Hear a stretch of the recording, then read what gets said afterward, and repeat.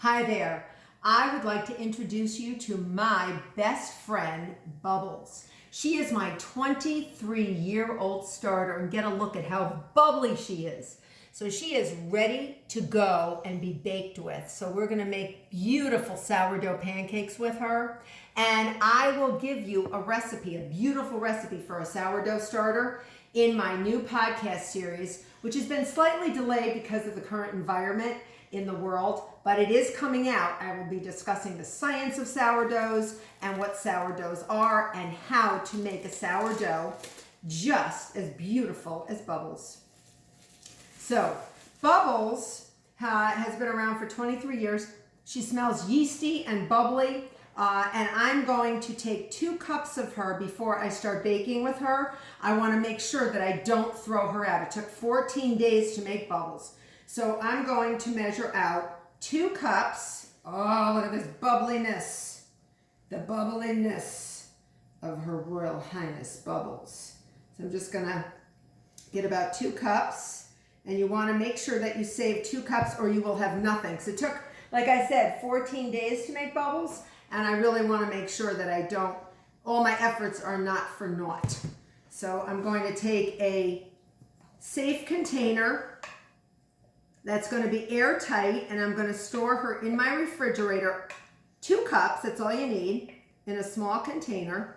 And then I'm going to put her in the fridge, and with a date and a label, 2 cups Bubbles, because I have 3 starters, why not, right? So I'm going to get her in the fridge. I'll be right back.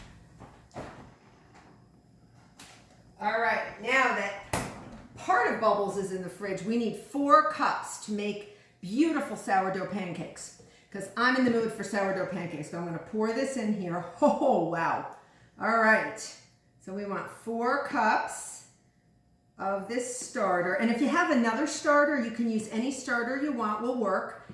Any starter. And this starter would work in any type of recipe for a yeast spread that uses a sourdough starter. And whatever I don't use, I am going to toss. All right. So we're going to toss her out later. We're going to come on over here into a big bowl.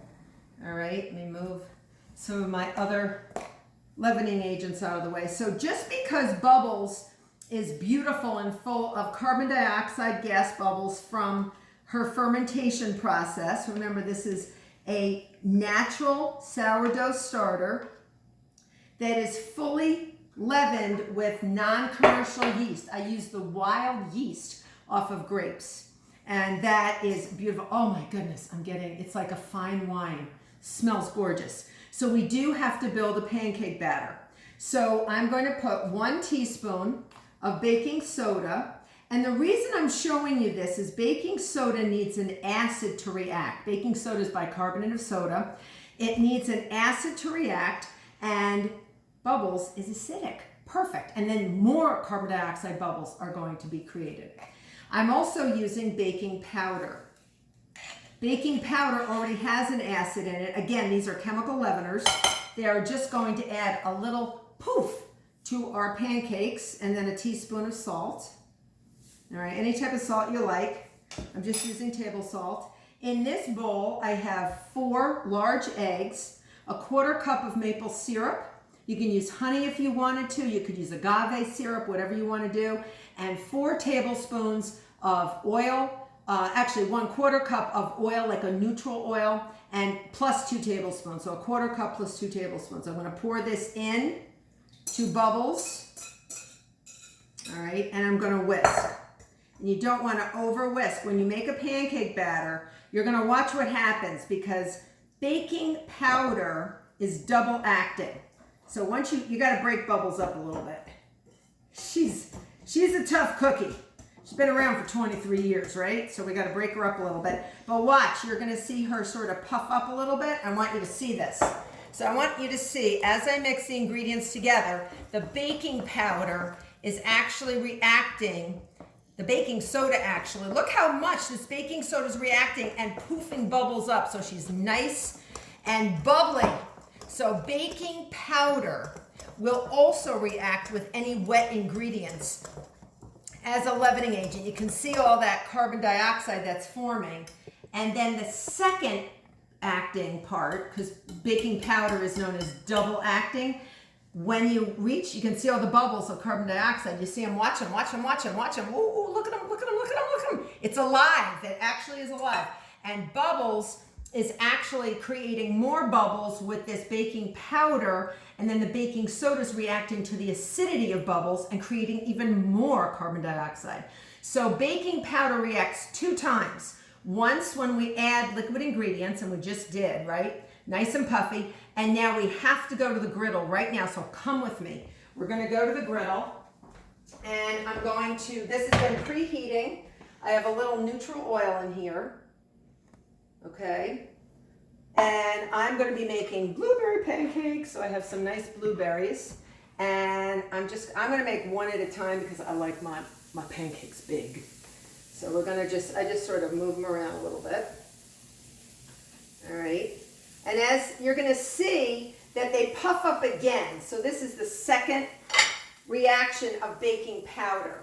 So come closer, come take a look, and you can see the bubbles that are hanging out here. And we're gonna take some really beautiful blueberries, some beautiful fresh blueberries, and we're gonna put them on here. All right, because I like fresh blueberry pancakes. And if you don't like blueberries, you could use fresh raspberries. You could use chocolate chips.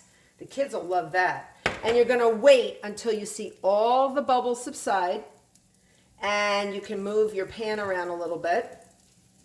And I just take a little peek, because sometimes you can just see it's getting there, but sometimes sourdough starter batters take a little bit longer to get brown, but the first one is always a little bit different, a little bit lighter than the rest of them.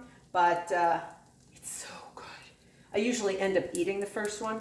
So I'm gonna turn it now because I see all the bubbles and I see that it's getting nice and brown around the side. Some people would wait till all the bubbles have subsided, and sometimes I find that gets too dark. So here I go. You ready to flip? Flip. Beautiful. And then I always have a plate ready to receive. You wanna receive those beautiful pancakes. So once I have received this pancake, and you're like, you know, this woman's going to take forever to make these pancakes because I like them big. I'm sorry, I like them big. Oh, you know what happened? My cooktop said, "You are touching me, woman, and I don't like it." So I ended up turning it off by accident, but we're good. So when you can sort of see a little steam coming up, and I'm just going to flip it over once. I usually don't do this, but I want to flip over to show you how. Look at those blueberries. Look at how gorgeous, right? I'm gonna flip it over and we're gonna make a second one. Okay, you don't need to add oil each time, but here we go. And just spread it out. Each time the batter will get a little bit darker, all right? And then we're gonna take some more blueberries eventually. Look at the bubbles starting to subside. Again, this is your second reaction of creating carbon dioxide bubbles, and this is what happens with double acting baking powder. This is the double acting part. Once with moist ingredients in the batter, once with heat. I don't think I said that. Once with heat. Blueberry, blueberry, blueberry, blueberry. Yum, yum, yum. And you can even skip the blueberries and make a blueberry sauce with some frozen blueberries and a little bit of honey. Just sort of heat them up, and that would be lovely too. Now this is going to go a lot faster, but you're going to see how beautiful this is. I usually eat about 3 pancakes, and I don't do this every day because that's a lot of pancakes, but look how nice they look. Aren't they beautiful? And it's got the blueberry already in it, so I just love to have that mouthful of pancake, warm, crispy, and these tend to be a little bit crisper, this sourdough pancake, and they're super easy to make. So if you ever want fresh sourdough pancakes, I keep Bubbles in my fridge. She's been in there for 23 years, on and off. I take her out. Obviously, I take her out more often than not. And then I create bread with her, and it's not totally done. I create bread with her. I create pancakes with her. I've even made little souffle chocolate cakes with her, and pizza with her. You can do anything once you know how to make a good sourdough starter. And again, don't throw it out. You want to keep it because sourdough starters can last forever. So 23 years, and I have won awards with Bubbles. And actually, no joke, I have won awards with Bubbles. Okay, let's make one more our big one, okay? And I'm gonna smooth it out a little. But watch those bubbles. I love watching those bubbles form because that means my chemical leaveners are not expired. They're lively. Not that they're alive. Bubbles is alive, but they're not alive. They're chemicals. But look how beautiful and bubbly they are. Can you see this? Are you coming in for a closer look? Look at these. So that's how you make sourdough pancakes.